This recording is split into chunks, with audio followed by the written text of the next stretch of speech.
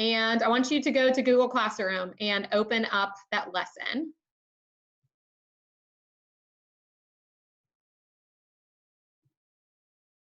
So if you're opening it, it's the Wednesday lesson. Suspects in the 1978 disappearances plead not guilty. So this is a real case. We pulled this information from CNN. They were charged in 1978 with the disappearance of 5 teenagers in Newark, New Jersey. They pleaded not guilty to 5 counts of murder.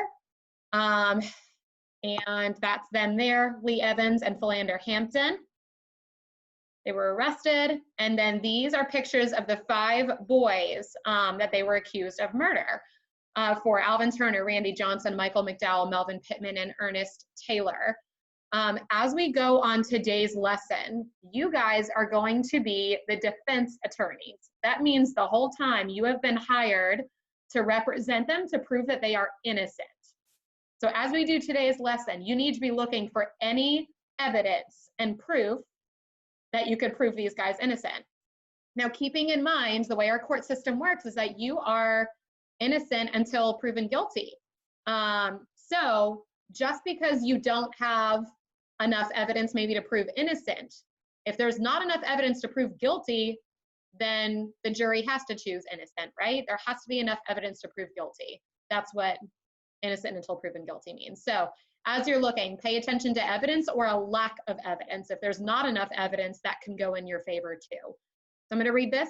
In this case, you are the defense attorney. You are arguing that your clients, Lee Evans and Philander Hampton, are innocent of killing the 5 boys and setting fire to the building.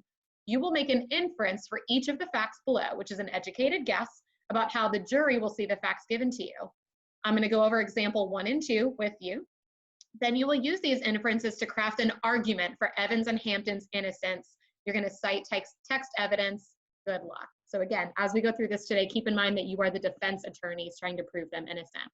So I did the first 2 already for you, and I want to walk through those. Let me see. Hold on. Let me look at the chat and see if anybody has questions so far.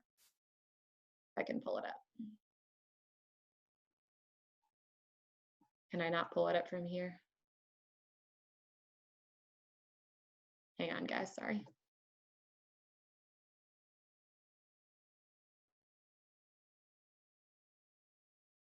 Okay, no questions so far.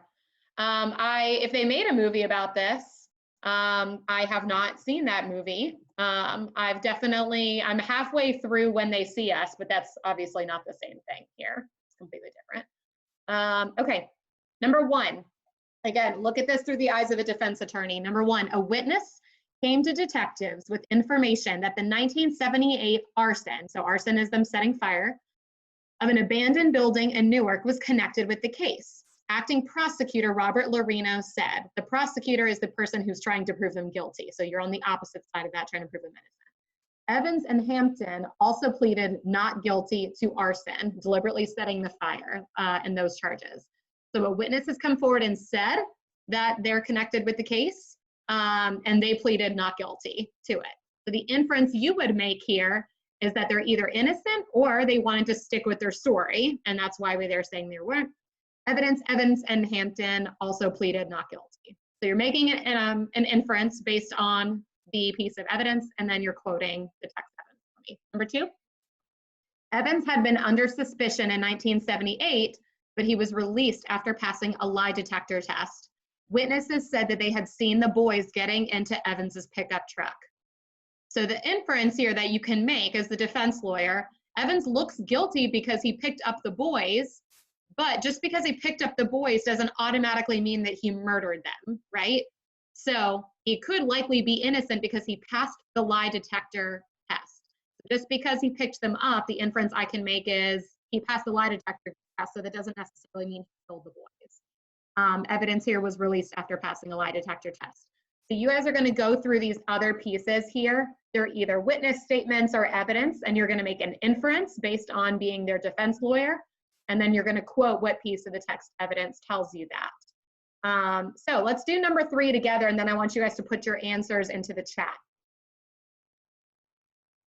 Okay, number 3. Back then, Evans, a hulking 25-year-old, was known by another name in the neighborhood. They called him Big Man, said Jack Utze, a former Newark police detective who investigated this case for the Essex County Prosecutor's Office. He was big and he was tall. He had a reputation for being dangerous, Utze added. So as his defense lawyer, what is an inference that you think that the jury is going to make here? And then what evidence supports that? So again, what is the inference that as his defense lawyer, what do you think that the jury is going to think based on that?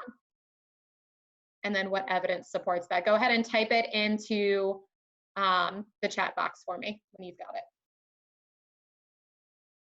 Again, I'm going to be looking for who's participating so I can see who to give credit to.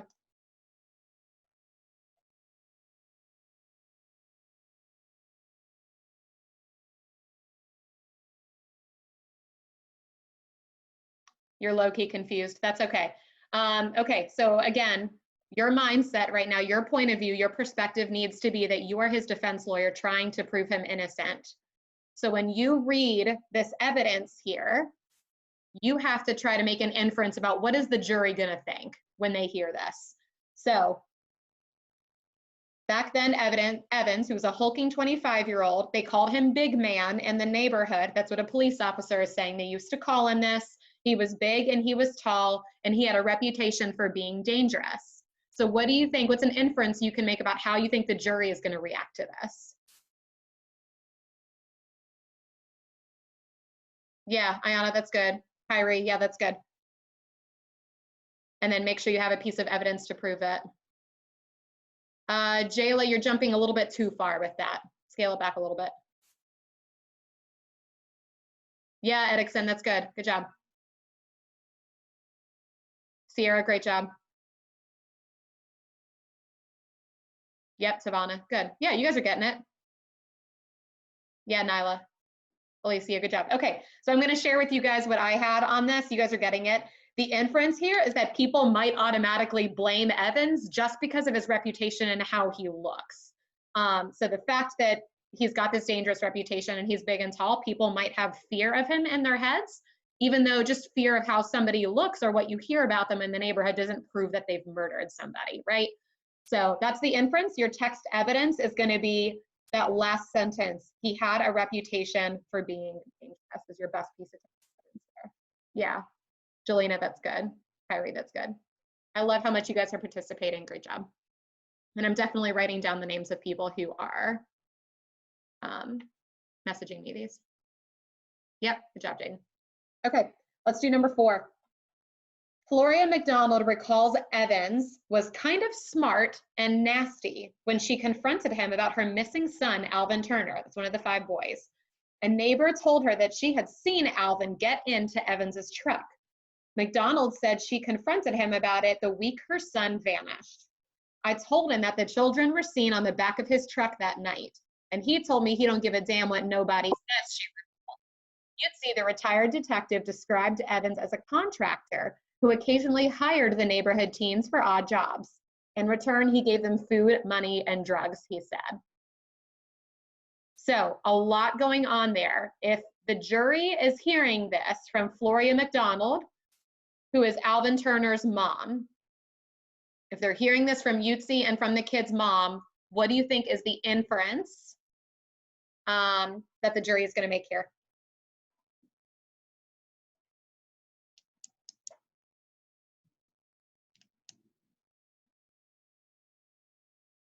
And then use a piece of text evidence.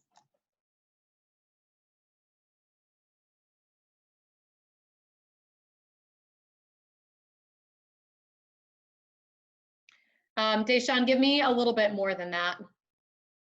Why would they infer that?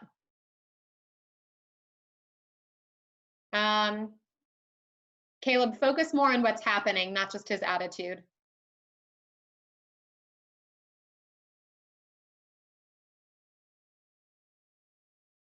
Yeah, but why, Kyrie?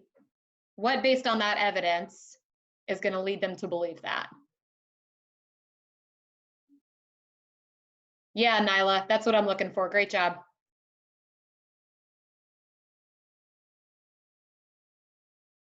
Yeah, Crystal, that's definitely something to keep in mind. Good.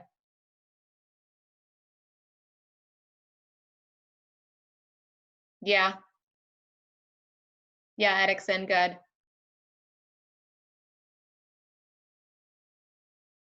Yeah, Jayla, good. Yes, Tavana, good. You guys are doing much better with this now.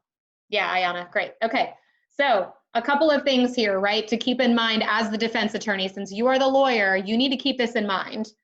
One, the fact that he might have given these neighborhood kids drugs sometimes does not prove that he murdered them. It's still illegal, right? But we're not trying the guy in this court case for giving kids drugs. He's on trial for murder. So keeping that in mind, it's not a good thing that he gave these kids drugs, but that is not proving that he murdered them. So you have to keep that in mind as a defense lawyer, right? You're trying to help your client prove him innocent of murder, not drugs.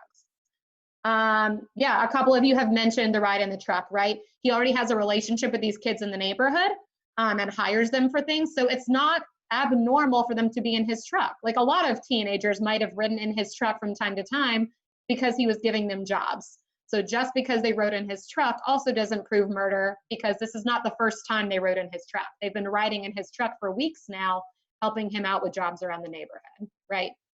So again, that doesn't necessarily prove the murder here. Evidence, what evidence did you guys put for this one?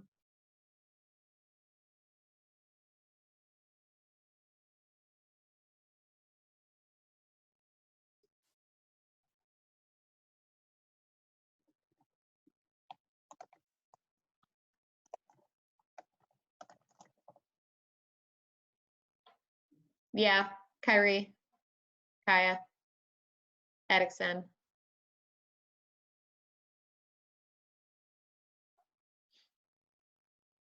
Yeah, a lot of you are putting the last sentence, which is good. In return, he gave them food, money, and drugs. You can definitely put that in there if you're talking about the drug part for the inference that the jury is going to make. You could also put that he occasionally hired the neighborhood teens for odd jobs, because that proves that this might have been a normal thing for them to be in the truck and not necessarily that he was murdering them. Either one is fine. Yeah, good job.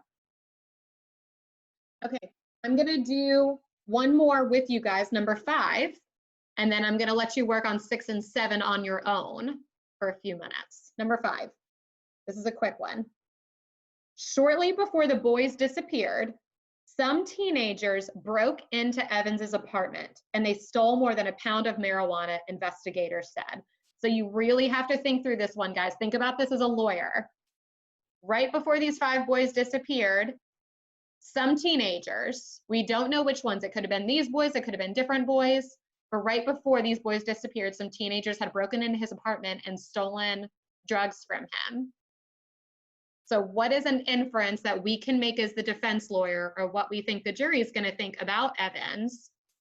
What do we think the jury is going to think about Evans based on the fact that this happened to him right before these boys went missing? Anybody have any ideas? Message me if you've got an idea of what you think.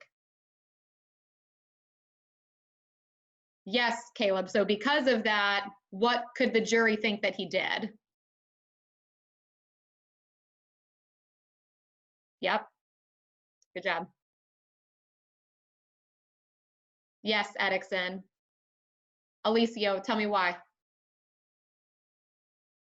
Yes, Jayla, good job. Yes, Amanda. Yeah, Jaden, good. Yes, Alicia. Kyrie, just based on that one part. Yes, Jelena, good job. Good, Savannah. Yeah, you guys are getting it. Good, great job. I was worried about that one, but you guys are killing it. Yeah, people might think that he's retaliating or getting revenge, right? He might think that these were the boys that stole the marijuana from him. So the jury might think, oh, he murdered them because he's getting back at them for stealing his marijuana, even though we don't know that it was these 5 boys. So again, your job is to take that information and think, oh gosh, the jury is going to think that he did this. So as his defense lawyer, and since I have to defend him, how can I kind of prove that he's innocent despite this? Text evidence for that one. Yeah, it happened shortly before the boys disappeared. So that would be your best text evidence. Good job.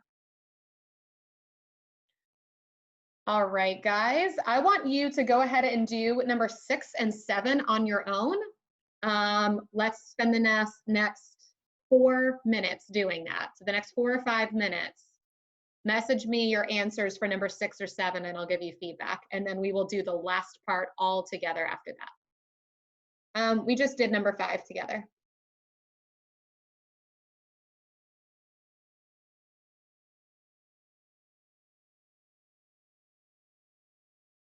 Yes, yeah, good job, guys. So we're on number 6 now on the last night. You're working on 6 and 7. Message me your answers and I'll give you feedback. Do I have my numbers mixed up? Hold on, let me take a look.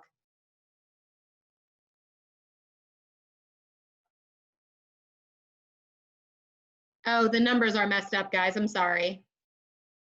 This is supposed to be number 5, shortly before the boys disappeared.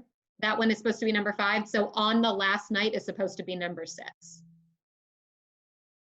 So the last 2 are supposed to be 6 and 7, not 5 and 6.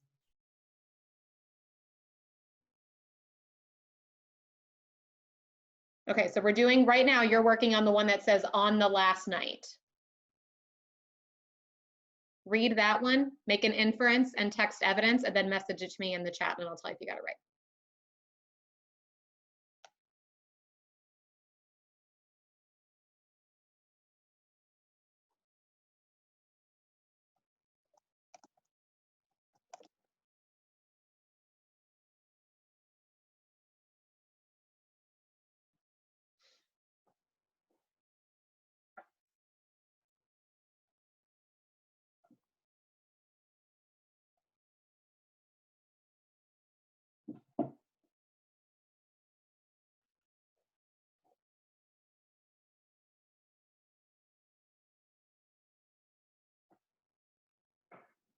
Okay, so Caleb, that's your text evidence, but what is the inference that you can make as his lawyer or that the jury is going to make about him based on that?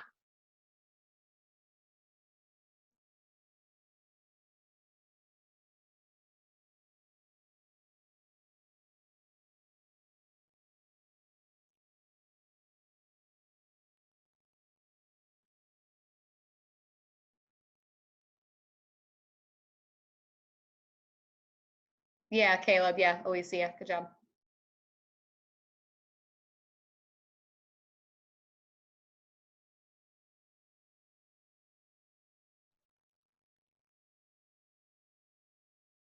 Yeah, Kyrie.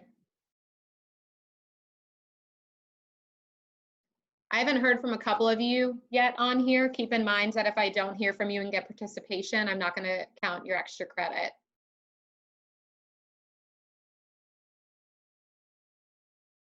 Yes, Ayana, great job.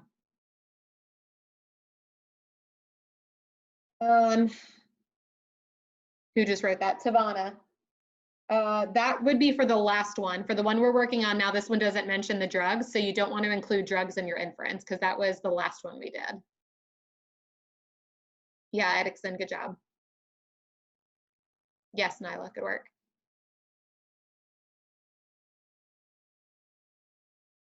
Yeah, Kyrie, that's a good piece of text evidence. Yes, Crystal. Kaya, give me more than that. What based on we just read that number 6, what based on that is the reason? I guess technically it's number 5 on there. What's going to make them think, the jury, that he had something to do with this?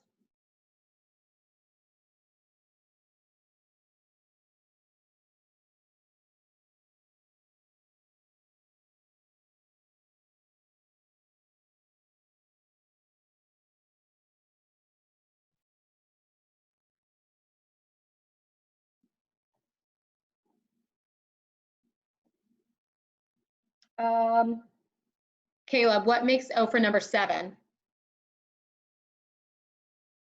Yeah, Caleb, that's good for number 7. Yep.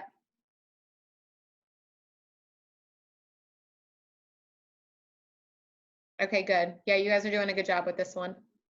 If you're done, go ahead and move on to the last one. The last one starts off with officials allege. and then make an inference and text evidence for that one. Yes, Tavana, good. Yeah, Jillian, I don't know if I said this, but that's good.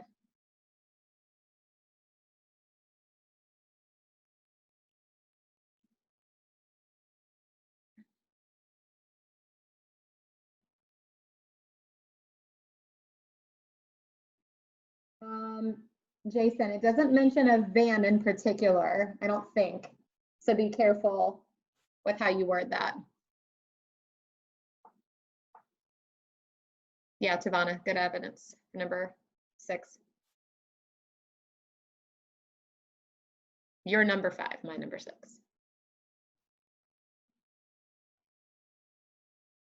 Yeah, Kyrie, but yes, but why specifically for that piece of evidence? What does that have to do with the particular piece of evidence that you're looking at right now? Because otherwise you could just put that for each one, right? The jury thinks he's guilty, the jury thinks he's guilty, but what about in particular, what inference can you make about each piece of evidence? Yes, Crystal, good.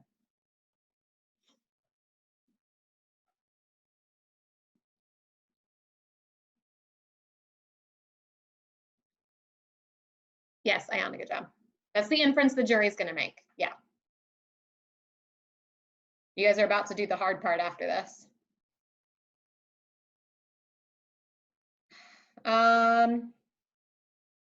Yeah, Edixon, we don't know that they were drugged necessarily. It's possible because he had access to drugs, but we don't know that for sure, right? Yeah, Nyla, great. Okay, you need help on the last one. Think about the location. If you're struggling with the last one, think about how the location and how the bodies were not found, and use those 2 things to make an inference.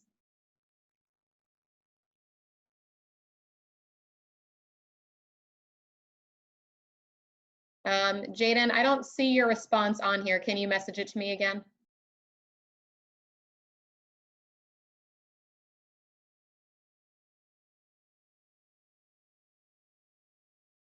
Yes, good, absolutely. Okay, so I know a couple of you are still finishing those up, but I want to talk about the end of this assignment because this is going to be the hard part. Yeah, Tavana, good. Okay, so this last part is going to be the hardest part because there's a lot of evidence here that the jury is going to think that Evans and Hampton are guilty, but you have to absolutely prove it, right? If there are any at all little pieces that you can't prove, then your argument isn't solid. Keep in mind that you have to be his defense lawyers. You are trying to clear them of being guilty. So you're going to craft an argument, to persuade the jury that Evans and Hampton are innocent. Follow the format below. The claim has been given to you already. So in red down here, I've already started your argument for you. Evans and Hampton are innocent of the crime of which they have been accused. That is your claim. Your argument is that they are innocent. You have to add on the other 5 or more sentences. Give me a reason why they could be innocent and a piece of text evidence to prove it. Give me a second reason about why they might be innocent, and then another piece of evidence, and then anything else you want to add on to your argument. Pretend like you're in that courtroom and you are trying to convince the jury that they are innocent and that they can't actually prove that they're guilty. The best argument is going to have a free homework pass. So what that could mean is it can be 1 day's work of classwork that I give you a 100 on, or it can be one of the ones from this past 2 weeks. So any lesson basically that we've done, I can give you 100 on if you have the winning argument, but that's only going to go to the one person who has the strongest argument. So keep that in mind. Everybody else, this will just be part of your grade. So you're going to follow this and then type in your argument down below. Are there any questions about how to do the argument?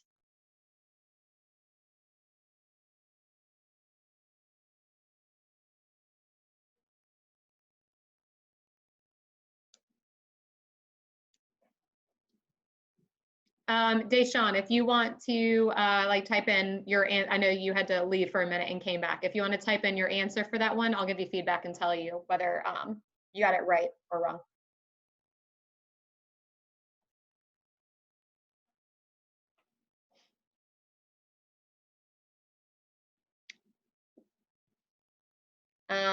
Yes, you can put it all in.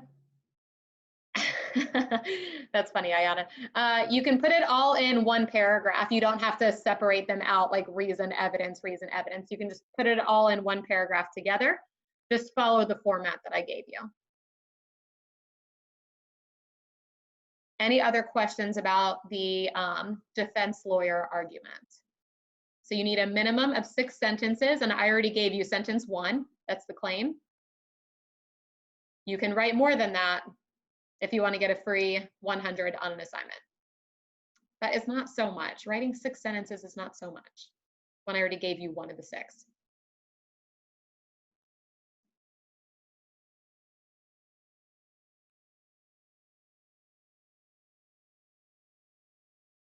What does it mean by additional? That means if you just want to add something else to your argument to make it better, you can. You don't have to. You're only required to do reason, evidence, and then, hold on, let me go back to it.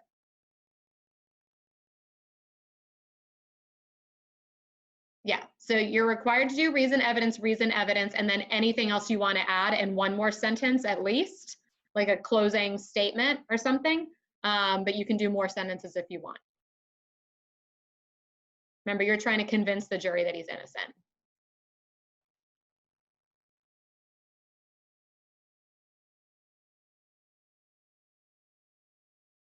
Deshaun, don't worry about that piece so much. Look at the rest of it.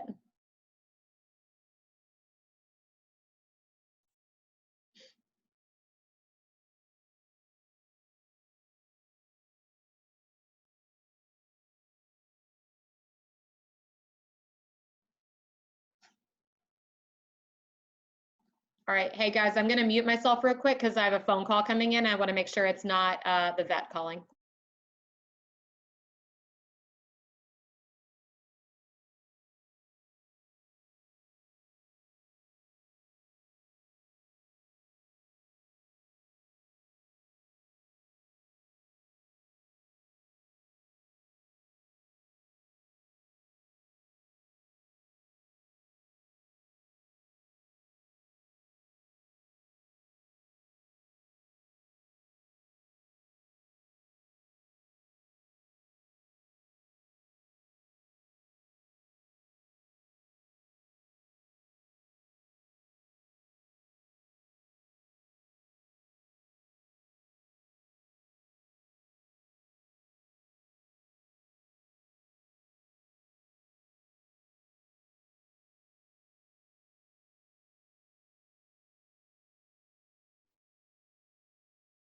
Yes, that's how I answer the phone. Hello, this is Danielle. That's funny. You guys are lip readers. All right, guys. So here's what we're gonna do. It's 1:35. I am going to, John Lady, I don't wanna see your eyeball. That's gross. We're gonna do this a couple of ways here at this point. If you would like to sign off the call and just work on this on your own, and you've been participating a couple of times during this lesson, then I'll give you the extra credit and you can sign off. If you want to stay on for the next 10 minutes or so, and you can send me like your argument, you can copy and paste it in there. Or if you want to ask me anything else about the assignment, I'll answer any questions for the next 10 minutes before I sign off. And just so you know, tomorrow is going to be like a web quest about the Holocaust. We're going to be starting a book next week, and so I wanted to kind of get you guys started prepared for that. So tomorrow I'll be doing a Zoom call and for extra credit, and it'll be a Holocaust as the actual lesson, as the classwork that you guys have to do.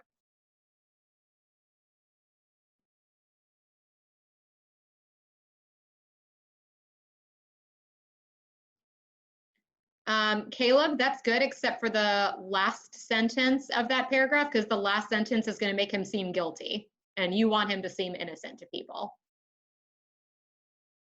Good question. Tomorrow's Zoom call is going to be at 11 o'clock again, guys. So today was just because Dr. Moss needed to do a phone call with some of us, but it'll be 11 o'clock starting again tomorrow.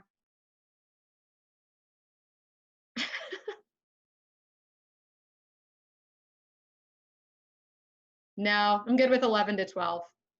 It works for my schedule. 11 o'clock is not asking, it's not too early. You guys are fine. Jelena, we have not heard about EOGs yet. I don't know. We're still waiting to find out.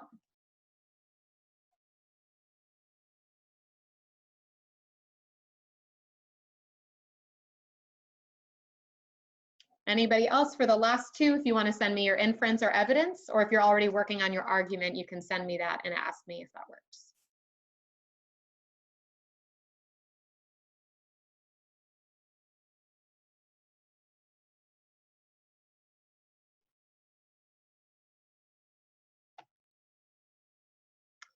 We have not heard about graduation or social or anything like that, guys.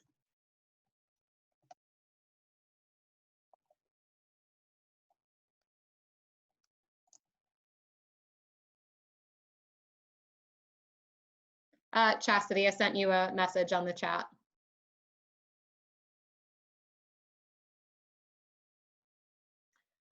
Jason, you don't understand. Is that the last one, Jason, that you're confused about? Okay. Think about the location and think about the last sentence. Those are your two hints.